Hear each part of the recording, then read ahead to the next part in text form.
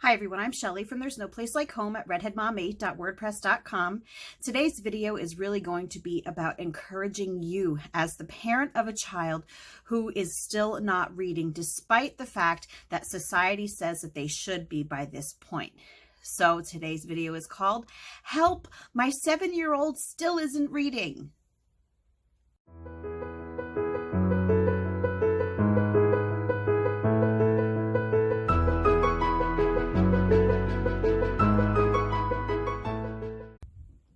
This is one of those areas where I really feel badly for the parents of children who are in traditional school settings. Just because if you do have a child who is not able to read at a time that schools think that they should be, there really isn't much that you can do because the schools need children to be doing things at a certain time.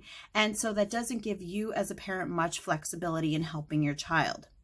And, that is one thing that I am so thankful for with homeschooling is just that you do have the flexibility. So when you have a child who isn't doing things on that arbitrary timeline that is set by schools, it's okay. You have the freedom to let your child grow into their abilities when they are good and ready.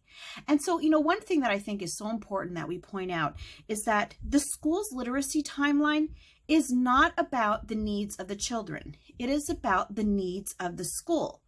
Schools don't assign reading timelines and when a child should be reading by because there's some window that kids have to learn to read in, or else, things are just going to be disastrous for their future and things are never going to be good for them when they're adults if they don't know how to read by a certain point. That's not where those timelines come from. School timelines are designed solely because of their approach to learning. They have a textbook-driven approach to learning. So that doesn't give them the freedom to let kids grow into the reading when they're good and ready. They have to have kids learning in the same method in every single grade. There's a lot of kids. There are hundreds, sometimes thousands of kids in a school. So for them, it is better for them, more convenient for them if they have kids who are all reading at the same point so that they can go on with their lessons and do the things they need to do every day. So when they do have kids who don't fit that mold and who are taking a little bit longer to do that, there isn't much of an option that they can do with those kids other than pull them out and, put them in learning support or special classes. And, unfortunately, a lot of times what comes with that is a stigma.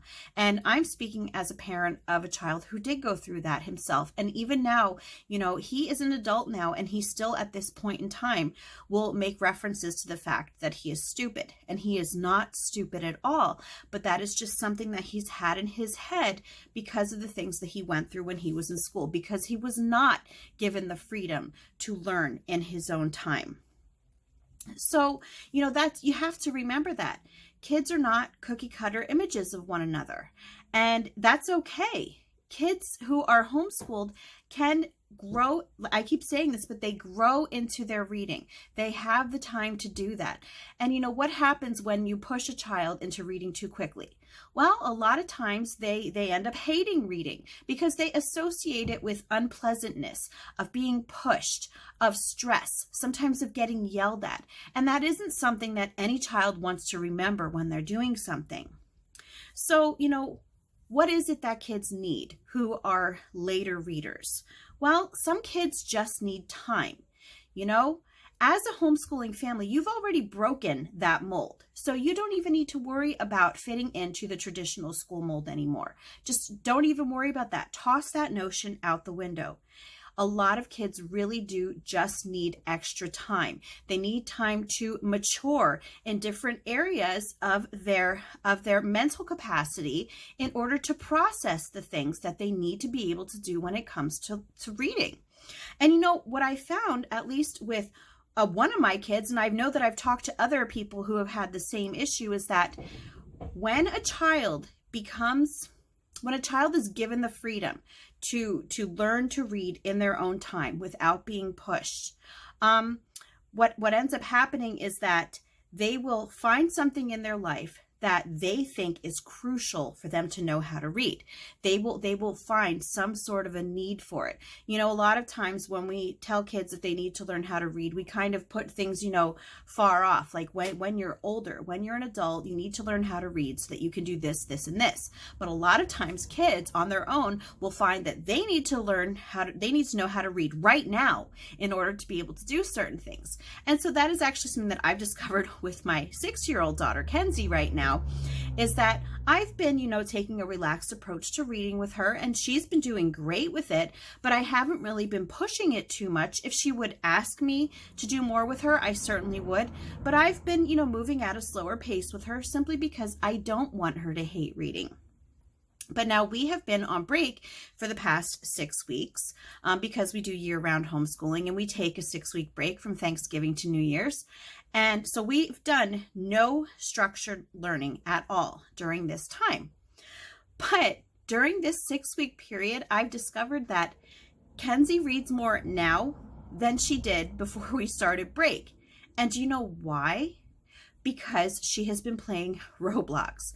And when she plays Roblox, she plays with all of her siblings. They all sit here and they all play together. And she likes to talk to them. And so it went from her constantly asking me, how do you spell this? How do you spell this? Where I don't have to tell her anymore. It's amazing the things that I see her typing out on her own that I have never introduced to her, simply because she discovered a need for it, and she actually had application for it. It wasn't just some abstract thing that she had to learn how to do. This is something that is going to, it's functional. It's something that is going to be of use for her. And so I'm actually really excited to start back to school. I'm recording this now on Sunday night, so you'll be seeing this. I'll be posting it Monday morning. So Monday we're actually starting back to school, and I'm actually really excited to do her reading lessons now because I can't wait to see how far she's progressed. So, sometimes that's all that kids need, is a little bit of internal motivation. Now, other kids need that extra time because they will eventually learn to do it on their own terms. And that's actually something that I also found with 3 of my kids that I can think of right off the top of the bat, is, for example, my son Bailey. I did, phonics with him starting when he was, 5 years old. Every single day did phonics, and he would just cry. He absolutely hated it. And then I hated it because it was a stressful time for both of us. So finally, I when he was 6, I said, you know what? We're going to take a break. We're not going to do phonics for a while. So we had about a month where we did no sort of phonics at all. And then I walked into his bedroom one day, and he was sitting there reading a book out loud to himself. He had taken the knowledge of what we were learning, the phonics that I thought he wasn't picking up. And it was like they clicked for him, and he was able to start applying that to the book that he was reading. And he basically taught himself to read simply with the little bit of phonics that I had been teaching him, because he was given the time to do it on his own. Does this mean that all kids will do it that way? No, but what it means is that there are benefits of giving your kids that added time. Now, with my daughter, Summer, I started doing Teach Your Child to Read in 100 Easy Lessons with her, and I really do recommend that book. I've used it with several of my children now and have been very successful with it. But with my daughter, Summer, I started Teach Your Child to Read in 100 Easy Lessons with her, and she didn't like it. She did not like it at all. But I had already had success with it, so I knew that I just didn't want to throw it out and say, forget it, I'm not going to use this, it doesn't work. I knew that she probably just was not ready to learn to read yet at that point. So do you know what I did?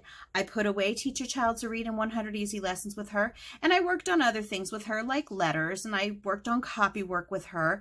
But when she turned 7, I pulled Teach Your Child to Read in 100 Easy Lessons back out again, and she probably was about a third of the way through the book, and she was already ready to read chapter books. So she went from not reading to a third of the way through Teach Your Child to Read in 100 Easy Lessons, and then I was getting her Magic Treehouse books, and she was reading those. So again, she had the freedom to grow into her abilities. And so the last example that I have that is with my son, Luke. He was another one that hated phonics. He had absolutely no interest, none. And, I would diligently, again, you would think that I would have known, by this point, okay, well, if he doesn't like to do it, just stop now and just let him grow into it. No, I still tried. I still tried to have him do it. And, he liked doing the little worksheets. We had this cute little phonics book that I had gotten at a teacher supply store, and he liked doing it, but nothing clicked with him. He just wouldn't remember. He wouldn't retain it. So that, since he wouldn't retain it, it grew frustrating for him. And then that was when he started to not like it anymore. So that was when finally I was like, okay, let's just stop. Well, with him, it took a little bit longer, and I was starting to get a little bit worried with him until finally, it was right around when he turned 8 that he said to me, "Mom, I really want to know how to read." And that was when I pulled out the Teach Your Child to Read in 100 Easy Lessons book. And I kid you not, within a month of starting that book, he was reading chapter books. And so, yeah, he didn't learn to read until he was 8 years old, but within a month, he was reading chapter books. And so he's 11 now. And if you would hear him read compared to his 12-year-old brother who learned to read when he was 6, you would never be able to tell the difference between who started when he was 6 and who started when he was 8. No difference. So I know that a lot of times some teachers will tell you that kids need to learn to read by a certain point in time, or they're going to have, difficulties. But if they're telling you early ages, such as they have to be reading by the time they're 7, or they have to be reading by the time that they're 8, I think that you just need to have confidence in your children and remember that sometimes it is better to start late than to start too early. Now, one thing that I have to point out is that, yes, there are going to be kids who will need additional help. And that's something that you as a parent really need to look for signs. But I think that it's really important that when you look for those signs, that you are not listening too much of what the world is telling you kids need to be doing, and not looking too much at the school timeline. Sometimes it's intuition that will tell you that there's something going on with your children. But other times it can almost be from outside pressure, where it's not really that your child has a problem. It's just that they need time. I know, very often people will tell me that their 5 or 6-year-old sometimes will write some letters backwards, and then they automatically think of dyslexia. And while, yes, dyslexia is a real thing, it is also natural for younger children to write letters backwards once in a while. So I think that it's important that you as a homeschooling parent just study up on these things and educate yourself and see what really does and does not warrant, looking to outside intervention. Now, of course, if you have a child who maybe by the age of like 8 or 9 is not making any progress at all whatsoever in reading and shows absolutely no interest in reading, or if they do show interest in reading and they still are not making any progress, then yes, you absolutely do want to look for outside help at that point. But again, I just really want to caution you, don't think that just because your 5 or 6-year-old or even 7-year-old is not reading right away, that there definitely has to be a problem. Because the thing is that age of literacy has no bearing in life. Your child is never going to go for a job interview as an adult, and they're never going to be turned down for a job because they learned how to read too late. No one asks that. That doesn't come up. The only time that comes up is when your child is still a kid. And then, oh, are you reading yet? That's the only time that age comes up. It doesn't matter in real life. So I want you to remember that. This is really, learning to read is a big thing, but the age that they do it, minuscule. It doesn't matter.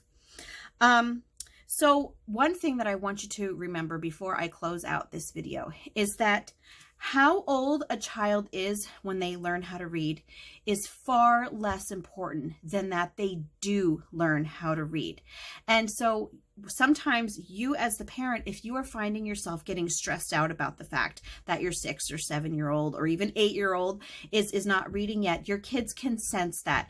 And so when they have that added stress on them, that can also hold them back. So really, just trust in your children. But again, I do have to add that disclaimer that if you really, really do think there is a problem, by all means, you could seek help in those cases. Anyway, that's all that I have for you today. If you like this video, give it a thumbs up. If you haven't subscribed yet and would like to hear more of what I have to say, I would love if you would do that. If you have any questions or comments, you can leave one over on Instagram because YouTube disabled my comments. And if you like my work and would like to check out my Patreon page, I will leave a link in the description box for that as well.